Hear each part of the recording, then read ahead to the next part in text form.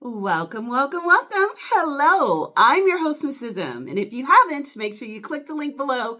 That way you can subscribe to my channel and not miss out on anything you need to scale your business to six figures and beyond. Pow! So I'm so excited. I love AI, and it has made me serious money with government. And a lot of people are getting started, and I know that we help our students with that.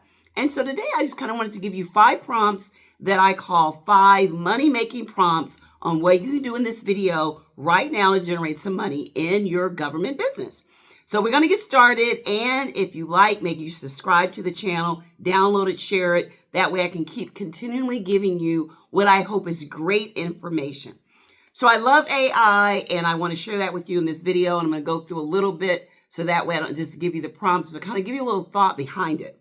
The whole thing with AI, artificial intelligence, is all about how you do the prompts. That's everything. It will give you the information you're looking for, but you do have to prompt it to get what you're looking for. So these 5 have helped me, have helped our students, and I love them. And I think this might be a great fit for someone that's just getting started to kind of wet your whistle and not be afraid to utilize it. With 2025, I can't emphasize enough that this is the way everything is going, especially in business and especially with government. With the new administration, they are all about technology. And we know this because we've been probably following the news or looking at all the changes, and we want to make sure that we're on point. There is so much money to be made with state and federal government contracts, you'd be surprised. But you do have to be kind of smart with what you're doing, especially now. And so these 5 prompts we're going to be starting with just to get you started. And then I'll probably do an AI every week just to continually give you some more advanced things that you can do. So 5 money-making prompts. So let's go. The first thing I want you to do is to think about putting in what government agencies buy and then insert your product or service. So what government agencies buy, boom, put in your product or your service.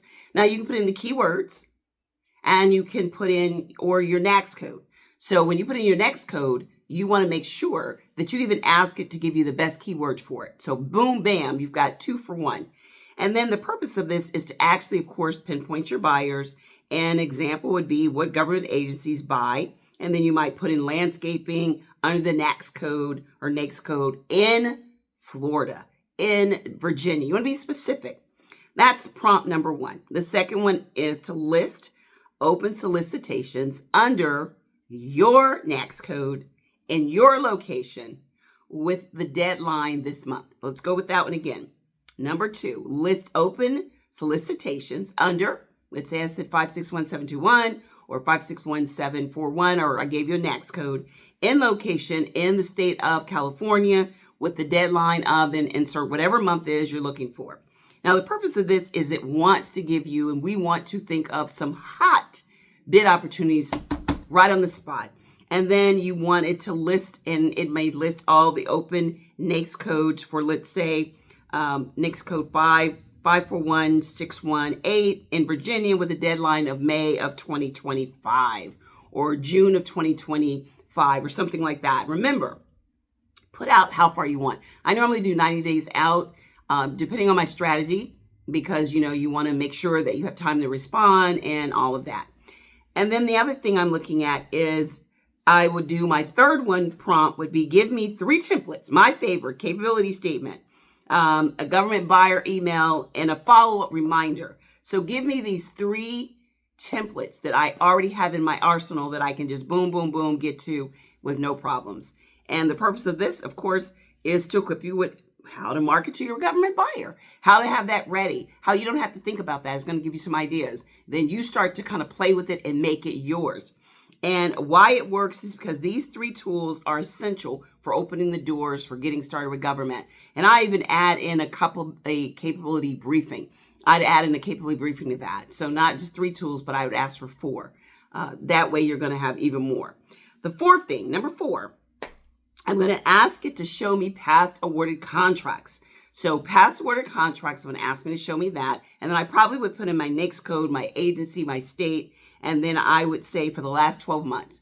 And then I like to look at the purpose of this is to reverse engineer winning strategies and prices. So if I say, show me the past awarded contracts in my state or agency and then put in your industry, blank, blank, blank, in the last 12 months. And this would be show me past contracts for nursing in Ohio for the last year.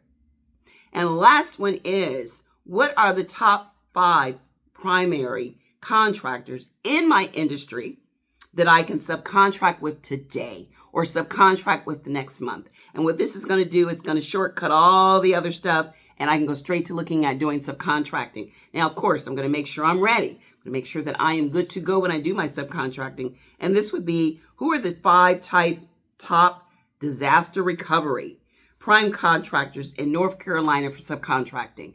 And I love, love, love this because it gives you 5 things you can do, these 5 prompts with AI for beginners, and it's going to get you a little bit accustomed to using it and extracting the information. So try these 5. These are 5 money makers. You can do them right now.